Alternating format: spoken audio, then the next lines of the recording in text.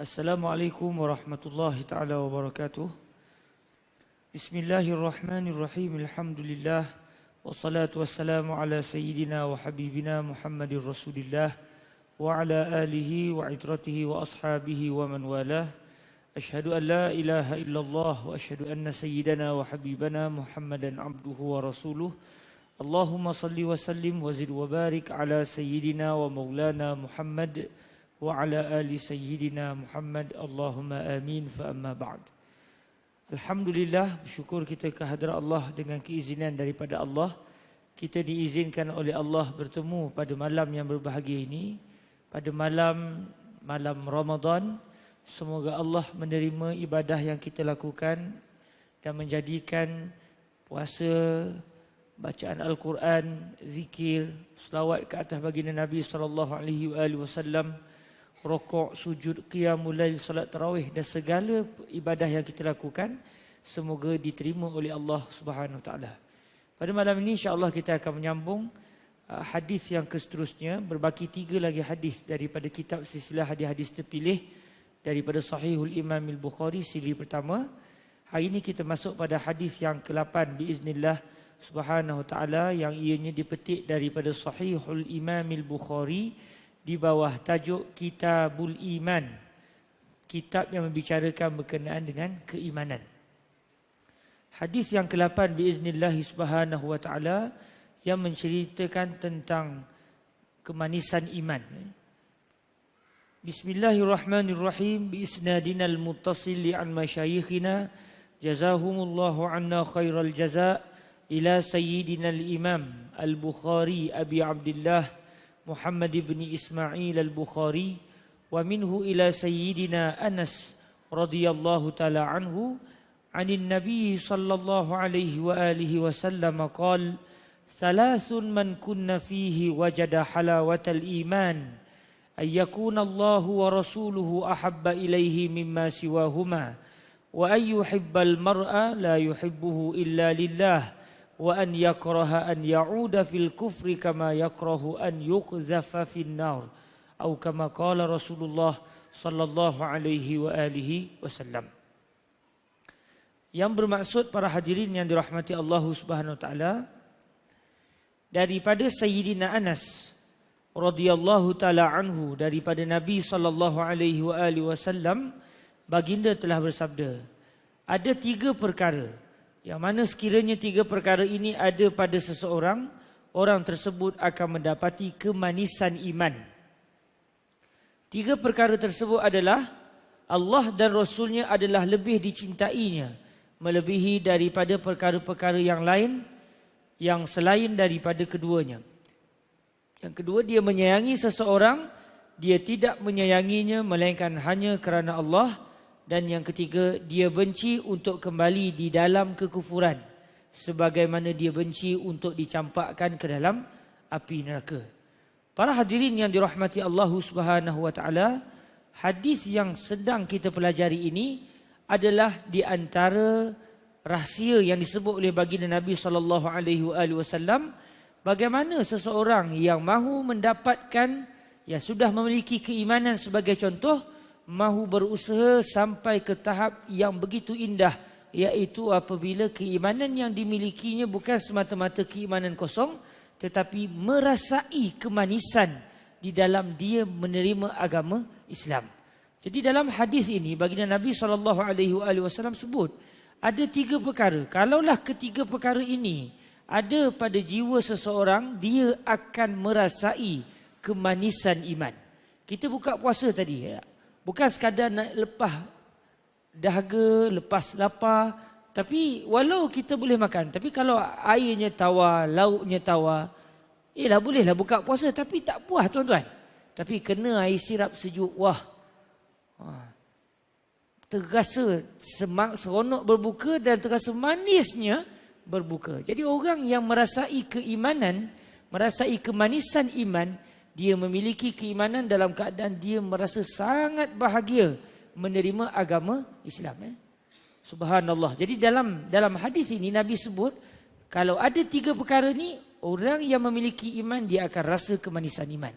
Yang pertama, dia menyayangi Allah, dia menyayangi Rasulullah sallallahu alaihi wasallam, tidak ada perkara lain yang lebih dia cintai lebih daripada cintanya terhadap Allah dan Rasul.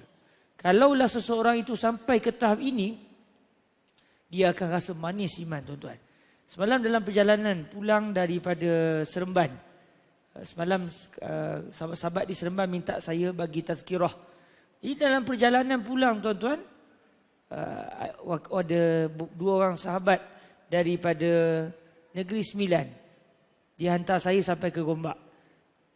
Jadi dalam perjalanan tu dia cerita, tanya saya macam mana dia pernah bermimpi. Dalam mimpinya ada seseorang menunjukkan ke arah seorang yang lain. Lantas yang menunjuk dalam mimpi itu sebut kepada orang yang bermimpi ini, yang itu adalah Rasulullah. Jadi dia dah lama nak tanya betul ke itu Rasulullah. Sebab dia tengok rupanya tak macam yang ada dalam kitab Asy-Syama'il Al-Muhammadiyah. Saya pun terang bahawa sesiapa yang dalam mimpinya dia merasakan bahawa itu Rasulullah, atau ada orang dalam mimpi mengatakan itu Rasulullah, maka sebenarnya tidak lain dan tidak bukan, memang yang dilihat itu adalah Rasulullah sallallahu alaihi wasallam. Cuma kalau yang dilihat itu yang dalam mimpi itu menyatakan itu Rasulullah, namun rupanya tidak sepatutnya, dalam keadaan katakan Nabi keadaan murung, pakaian Nabi compang-camping, maka saya sebut kepada sahabat yang bawa kenderaan semalam, itu tandanya bahawa orang yang bermimpi itu dia sangat-sangat jauh dengan Allah Subhanahu Wa Taala, sehingga Nabi pamerkan kepada dia, begitulah keadaan kamu di sisi Allah. Umpama kita tengok cermin, kita tengok Allah, kotornya baju. Siapa yang salah? Cermin atau kita yang menengok cermin? Siapa yang kotor? Cermin atau kita yang melihat cermin? Hakikatnya cermin itu sekadar memaparkan apa sebenarnya keadaan orang yang melihat cermin. Jadi saya sebut kepada beliau, Rasulullah itu adalah umpama cermin bagi seluruh umat Islam. Apabila kita lihat Nabi dalam keadaan yang menyedihkan, hakikatnya itulah keadaan kita di sisi Allah Subhanahu Wa Taala. Bila saya sebut begitu, tuan-tuan, akhirnya dia menangis sepanjang perjalanan. Dia kata, saya sebab bila teringat pada Nabi. Di situ, tuan-tuan, kita dapat lihat, subhanallah, orang yang meletakkan kecintaan tertinggi hanya untuk Allah dan Rasul, dia akan merasai manisnya dalam beriman kepada Allah Subhanahu Wa Taala. Yang kedua disebut dalam hadis ini, apabila seseorang itu menyayangi orang lain, dia tidak menyayanginya melainkan hanya kerana Allah. Dia sayang kepada isteri, dia sayang kepada teman-teman, dia sayang kepada anak-anak kecil, bukan kerana dunia, bukan sebab nak mendapatkan habuan kebendaan, tetapi dia meletakkan kasih sayang dia kepada orang tadi hanya kerana Allah. Kata Nabi, orang yang ada perasaan seperti ini, dia akan rasa kemanisan iman. Dia rasa puas menjadi seorang Muslim. Puas dengan masuk orang Kuala Lumpur lah. Orang Kelantan puas tu maknanya dah tak nak dah. Puas dengan masuk, dia rasa seronok sangat-sangat. Dan yang disebut dalam hadis ni yang ketiga adalah apabila seseorang itu memiliki satu perasaan benci untuk kembali di dalam kekufuran, kembali ke dalam maksiat, kembali ke dalam kemurkaan Allah, dia benci untuk kembali keberkaan tersebut sebagaimana dia benci untuk dicampakkan ke dalam api neraka Allah Subhanahu Wa Taala. Para hadirin yang dirahmati Allah, cuba kita selang, cuba kita fahami hadis ini dengan begitu indah. Orang yang meletakkan kecintaan yang tertinggi hanya untuk Allah dan Rasul, apa saja yang dia akan dapat, sama ada ujian, musibah, nikmat, atau dia mendapat tentangan, hatta mungkin dia diancam bunuh, hatta mungkin dia dibunuh. Apa yang dia akan dapat, tuan-tuan? Apa perasaan dia? Kalaulah kecintaannya hanya kepada Allah dan Rasul, dia lakukan perintah Allah, dia lakukan tetah perintah Nabi SAW kerana mahu mendapatkan keridhaan Allah dan Rasul. Walaupun bayaran kepada perjuangannya adalah kesakitan, dia puas hati. Dia akan puas hati sebab dia mahu keridhaan Allah dan Rasul, dan dia mengharapkan bahawa ujian yang dia tempuh adalah bukti kerinduan dan kecintaannya kepada Allah Subhanahu Wa Taala. Saya buat satu contoh, tuan-tuan. Hadis yang kami jumpa di dalam Sunan An-Nasa'i atau Sunan Abi Daud atau Sunan Ibni Majah. Antara 3 kitab tu, sewaktu kami menadah kitab-kitab hadis ini di hadapan guru kami Fadilatul Syekh Yusri bin Rushdi Al-Hasani di Mesir. Saya lalu hadis ni sampailah pada satu pagi itu kami sampai ke hadis tersebut yang saya kali pertama mendengarnya daripada mulut guru saya yang mulia Fadilatul Syekh Yusri bin Rushdi. Cuma antara 3 kitab tu saya tak teringat mana satu. Ada satu orang lelaki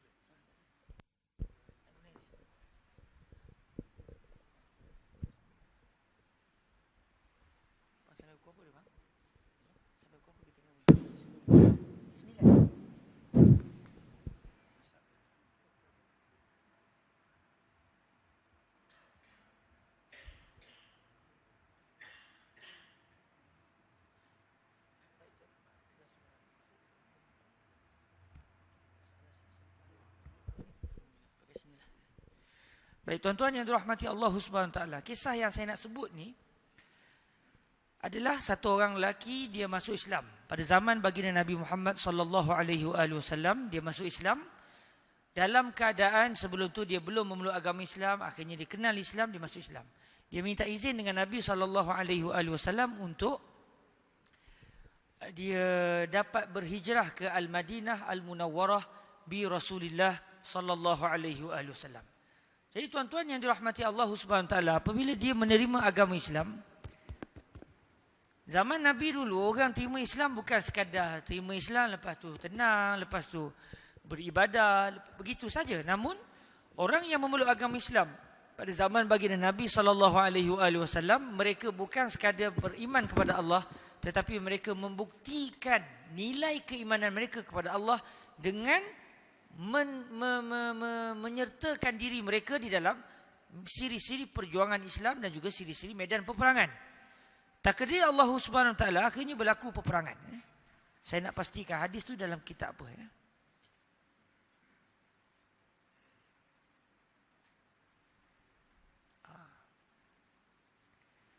Akhirnya tuan-tuan yang dirahmati Allah Subhanahu Wa Taala, dalam Sunan An-Nasa'i ada dalam Sunan An-Nasa'i. Hadis tu saya jumpa dalam Sunan Nasai sewaktu kami talaki dengan guru kami. Jadi apabila berlaku peperangan, lelaki yang memeluk agama Islam ni dia pun turut terlibat dalam peperangan. Dan takdir Allah Subhanahu Wa Taala, dia telah berjaya memenangi, dia dengan orang-orang Islam yang lain telah berjaya menang dalam peperangan. Ini hadisnya.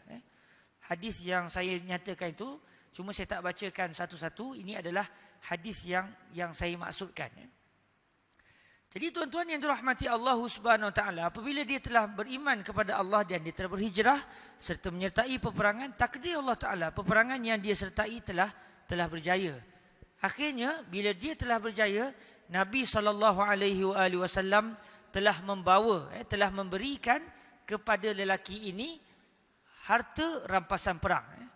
Jadi Nabi sallallahu alaihi wasallam telah meminta para sahabat membawa bahagian harta rampasan perang untuk diberikan kepada lelaki tadi.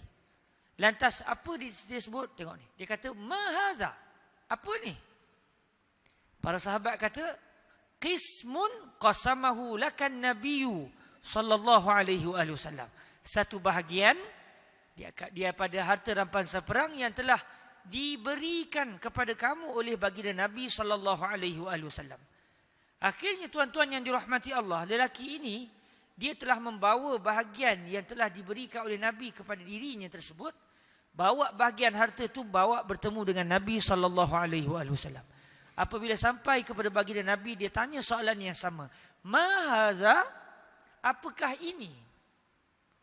Kalau kita tak tanya dah, dapat alhamdulillah, kenapa sikit sangat? Kalau boleh nak tambah lagi. Tak? Pegang dah, harta rampasan dah dapat. Tapi lelaki ini dia bawa harta rampasan tersebut, bawa bertemu dengan Nabi dan ditanya, ma haza? Apa sebut Nabi SAW? Qasamtuhu lak. Ini adalah bahagian harta rampasan perang yang telah saya agihkan kepada kamu. Dan ianya adalah halal. Apa sebut dia? Lelaki ini sebut depan Nabi, ma ala hazat taba'tuk. Bukan kerana ini saya mengikut kamu. Walakinni taba'tuk ala an urma ila hahuna. Kemudian di sebelah hadis wa asyara ila halqih. Lelaki tadi pun mengisyaratkan ke halkumnya. Kata lelaki tadi, ma ala hazat taba'tuk walakinni taba'tuka ala an urma ila hahuna bisahmin fa amut fa adkhulal jannah. Saya ikut kamu bukan sebab nak dapat benda ni ya Rasulullah. Bukan sebab ini saya nak. Tetapi saya ikut kamu ya Rasulullah. Saya terlibat dalam peperangan, saya terlibat dalam medan juang supaya yang di sini akan ditembak oleh anak panah. Akhirnya saya akan mati dan akhirnya saya akan ke syurga Allah Subhanahu wa taala.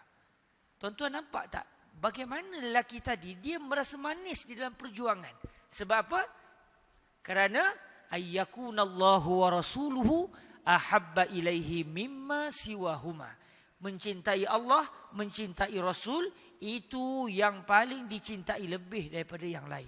Hatta dalam peperangan yang akhirnya menang dapat harta rampasan secara halal pun, dia mahu menyatakan bahawa tidak ada yang lebih manis selain daripada bertemu dengan Allah dalam keadaan Allah redha kepada beliau, dalam keadaan Nabi redha kepada beliau. Apa akhirnya tuan-tuan? Lelaki ini Nabi sebut kepada dia, in tasduqillaha yasdukka. Kalau kamu membenarkan Allah, Allah akan membenarkan kamu. Kalau kamu sebut ucapan tadi betul-betul kerana Allah, nanti Allah akan kabulkan macam yang kamu nak. Kalau saya secara amanah tuan-tuan, kalau berhadapan dengan Nabi sebut ucapan begini, tiba-tiba Nabi sebut in tasduqillah yasdukka. Kalau kamu membenarkan Allah, nanti Allah benarkan kamu. Silap-silap saya secara amanah mungkin saya kata, ya Rasulullah, mungkin tarik balik kau ya Rasulullah. Minta selamatlah. Tak apa, saya terima harta rampasan ni. Saya tak jadilah. Makna yang paling penting berjuang. Kalau nak mati pun jangan yang ni lah, sakit lah, pecah tengkuk dan sebagainya. Tetapi lelaki ni dia tak sebut. Dia tetap dengan cita-citanya untuk mati sebagai syuhada. Bukan sekadar syuhada biasa, sampai minta biar pecah halkumnya ditembusi dengan anak panah. Hari ni ramai orang main anak panah kan. Saya dalam sebulan lepas try pertama kali dalam hidup main anak panah. Lebam juga tengah tuan-tuan, tak pernah main. Tapi terasa jantan lah. Alhamdulillah. Terasalah jantan daripada main pingpong tu. Main panah ni rasa gagah sikit lah. Bila kita bidik dengan anak panah, kadang-kadang kalau laju betul, bukan sekadar dia melekat di papan tu, tembus papan. Bayangkan kalau bidik orang, mau tembus tuan-tuan. Tapi inilah cita-cita lelaki tadi. Akhirnya dalam hadis disebut, berlaku peperangan yang seterusnya, dia akhirnya telah syahid sebagaimana yang diminta. Subhanallah. Sampai dalam hadis disebut sini, apabila jenazahnya diangkat, dalam keadaan dia sudah terkena panah, dia telah syahid disebabkan panah musuh yang menembusi halkumnya. Bayangkan tuan-tuan, yang ngeri tapi itu cita-cita dia. Dia mencintai Allah dan Rasul lebih daripada yang lain. Akhirnya bila sampai depan Nabi, Nabi kata, ahua, inikah lelaki yang dulu pernah sebut saya nak mati biar tembus sini? Kata para sahabat, dialah ya Rasulullah. Naam. Apa kata Nabi? Sadaqallaha fa sadaqah. Dia telah membenarkan Allah, maka Allah telah membenarkan cita-citanya. Kemudian akhirnya lelaki itu telah dibalut badannya dengan jubah baginda Nabi SAW. Jubah ni kalau dalam bahasa Arab iaitu yang macam imam pakai. Macam saya pakai ni belum jubah lagi. Ni baru panggil komis. Yang kalau kita pasang kadang imam pakai jubah, atas jubah yang terbelah tengah tu. Jadi itu di antara pakaian baginda Nabi SAW. Nabi pun buka jubah baginda Nabi. Nabi balut jenazah lelaki tersebut. Lantas Nabi SAW mendoakan dia. Dan antara doa Nabi SAW yang terdengar oleh para sahabat, Nabi kata, Allahumma haza abduk kharaja muhajiran fi sabilik fakutila syahida ana syahidun ala zalik. Ya Allah, ini adalah hamba-Mu yang telah keluar sebagai orang yang telah berhijrah untuk pergi menuju ke jalan-Mu. Lantas dia telah terbunuh sebagai seorang syahid. Saya menjadi saksi ke atas perkara tersebut. Dia dikebumikan dengan jubah Nabi SAW membaluti badan dia. Saya nak menceritakannya tuan-tuan betapa orang yang mendapat ayyakunallahu wa rasuluhu ahabba ilaihi mimma siwahuma, dia akan buat yang begitu indah sekali. Dia rasa manis keimanan. Dan disebut dalam hadis ini juga, yang kedua adalah apabila seseorang itu dia sayang sesama manusia yang lain, dia sayang hanya kerana Allah Subhanahu wa taala. Yalah, kita biasa sebut saya sayang kamu kerana Allah, tapi betul kita sayang dia kerana Allah. Kalau contoh kita sayang dia kerana Allah, tiba-tiba kita tegur dia, dia maki kita, apa kita balas? Kalau kita boleh senyum, tu tanda kita sayang dia kerana Allah. Tapi kalau dia maki kita, oh awak maki saya, awak tak terasa lagi saya punya penerajang. Nah, try sekali. Bang. Ini tanda kasih sayang saya kerana Allah. Tuan-tuan, ini bukan kasih sayang.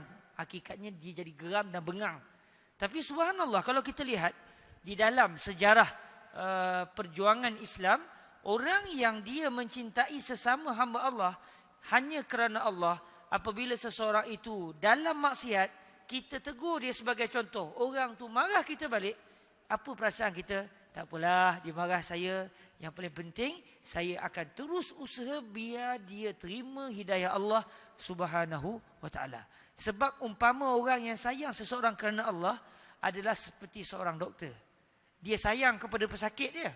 Tapi dalam merawat, kadang-kadang dia terpaksa melakukan perbuatan-perbuatan rawatan yang kadang-kadang menyebabkan orang yang sakit marah. Sakitlah doktor. Contoh tak? Dalam keadaan si doktor tu, ya saya tahu sakit, sabar. Sedaplah suruh orang sabar. Contoh. Doktor tak kena.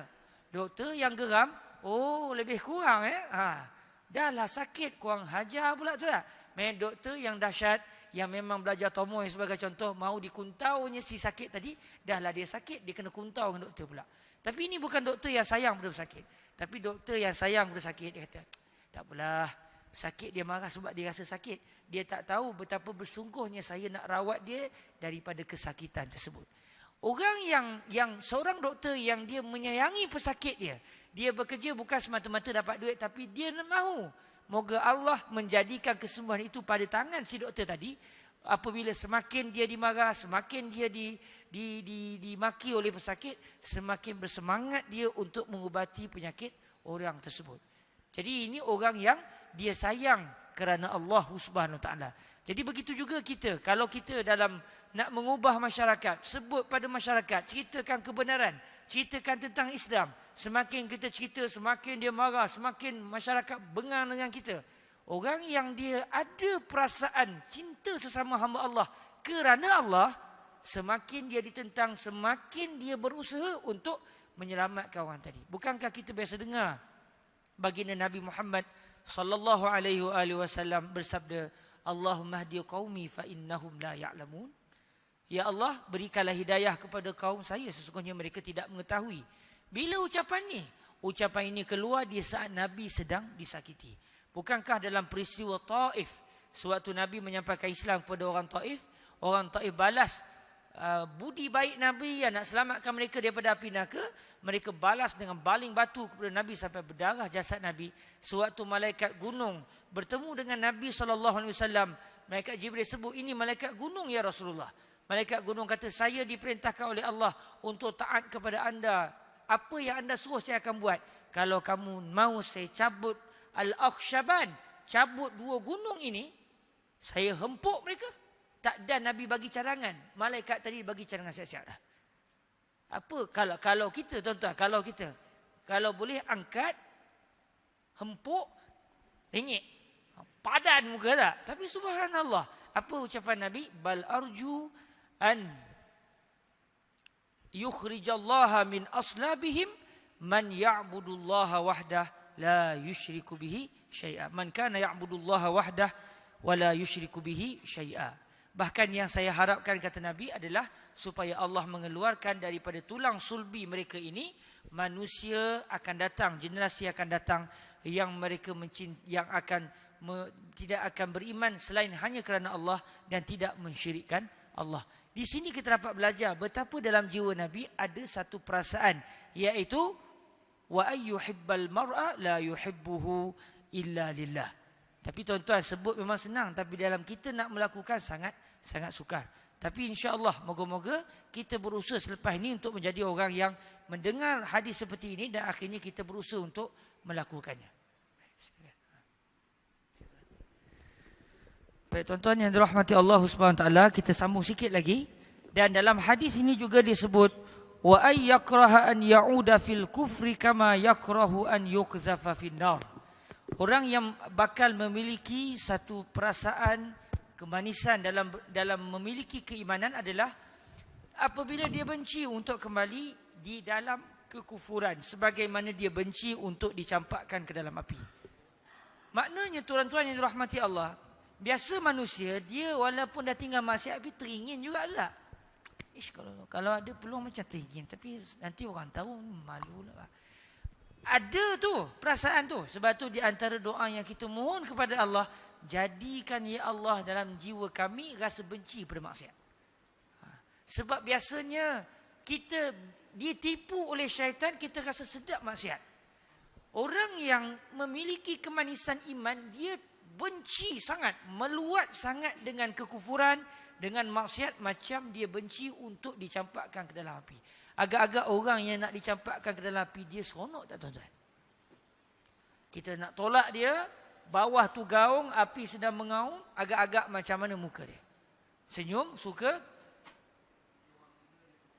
Ada satu orang dia gembira. Di kalangan sahabat Nabi SAW, dia nangis. Bila orang tanya kenapa? Sebab mereka ditangkap dalam satu perangan, mereka menjadi tawanan tentera Kristian. Bila seorang-seorang dipaksa untuk keluar dari agama Islam, masing-masing tak nak, ditolak ke dalam api di bawah, seorang-seorang campak. Akhirnya last kali ketua menangis. Raja kata dah menangis. Apa sebab menangis?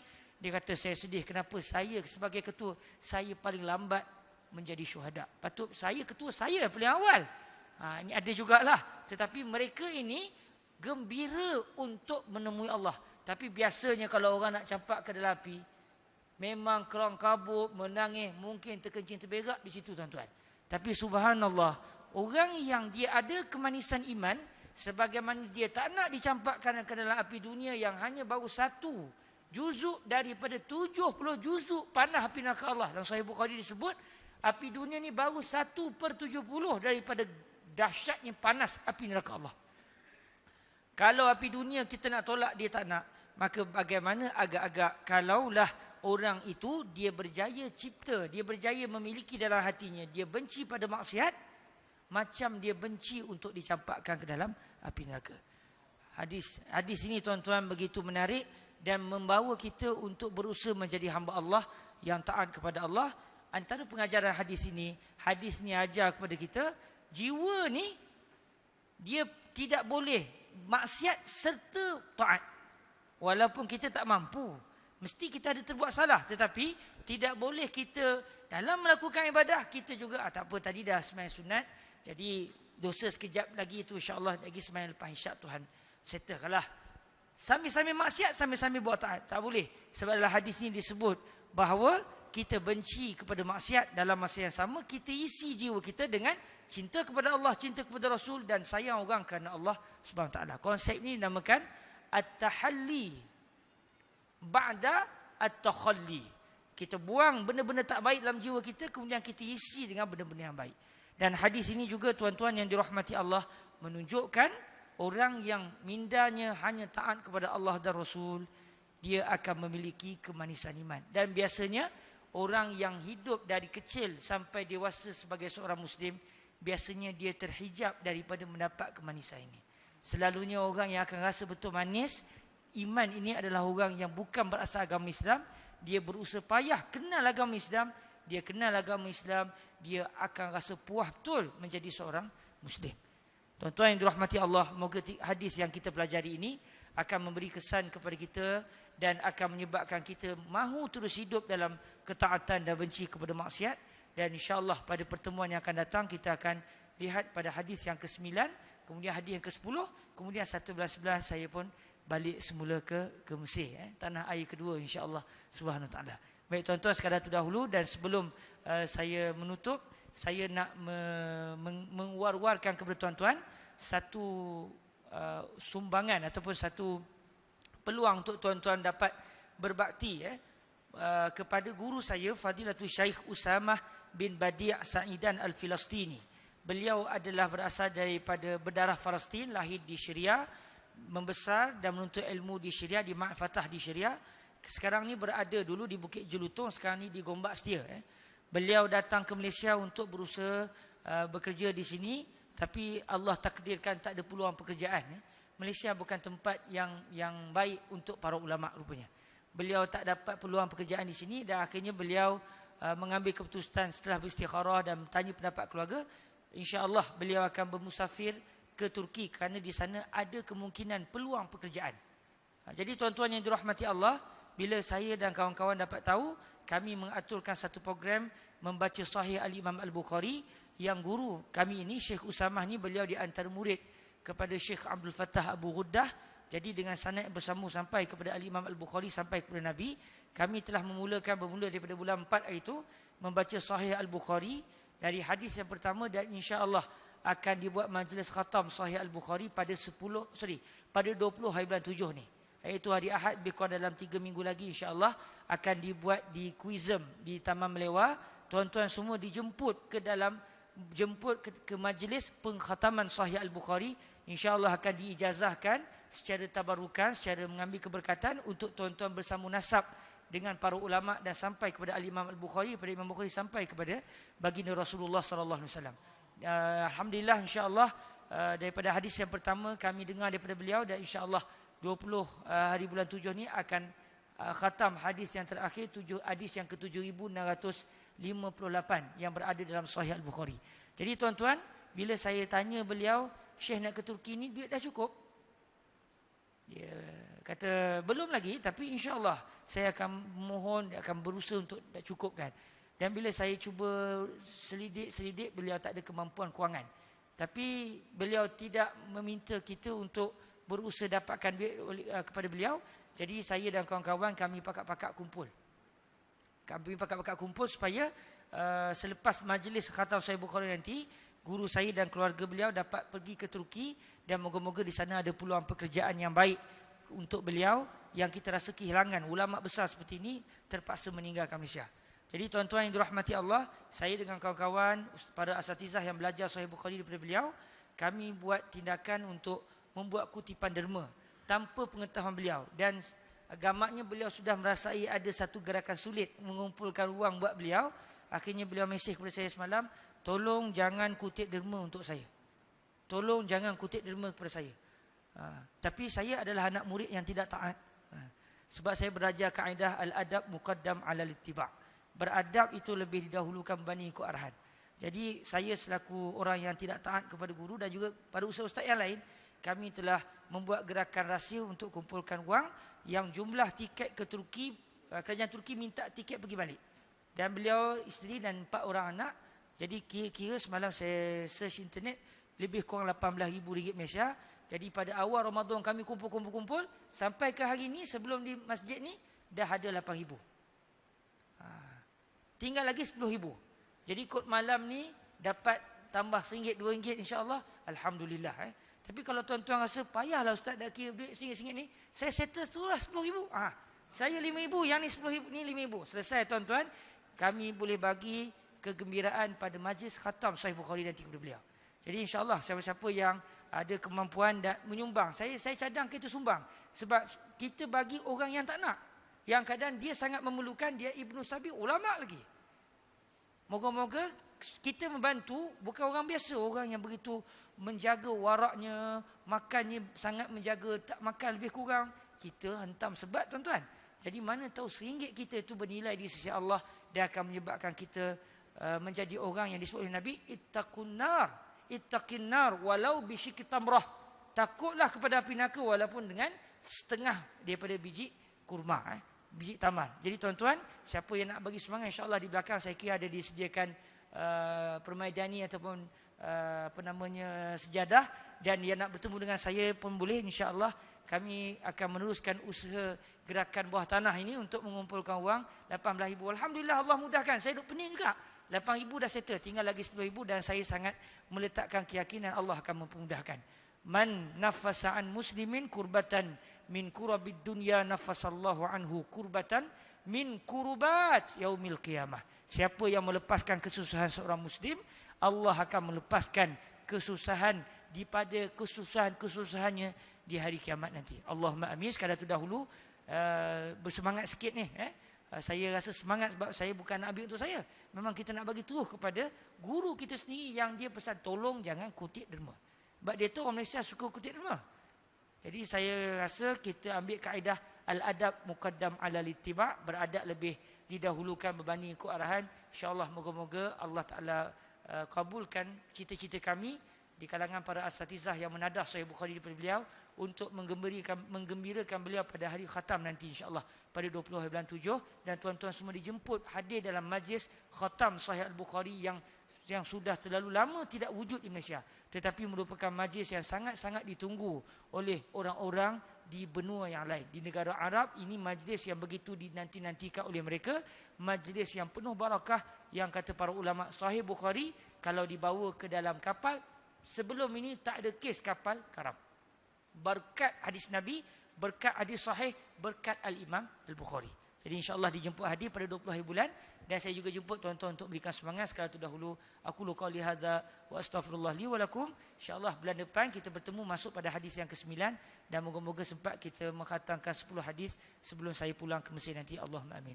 Aku qauli hadza wa astaghfirullah li wa lakum. Wassalamualaikum warahmatullahi wabarakatuh. Takbir.